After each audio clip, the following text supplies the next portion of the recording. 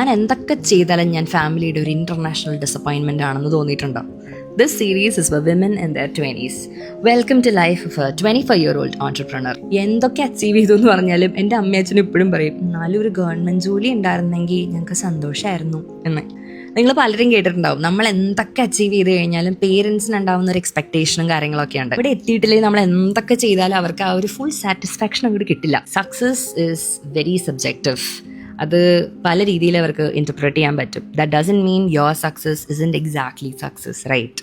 It just doesn't really align with the definition of their version of success. അത്രയേ ഉള്ളൂ. So ultimately tick off 3 questions. Are you happy? Are you where you want to be? And are you like giving back to the society or to your parents or people? എല്ലാവർക്കും ഓരോരോ opinion ഉണ്ടാവും നിങ്ങളുടെ ജോലിനെ പറ്റിയും ഫ്യൂച്ചറിനെ പറ്റിയും life സ്റ്റൈലിനെ പറ്റിയും ഒക്കെ. പക്ഷെ ultimately you are the one living it. So check if you are happy. If so, just don't mind.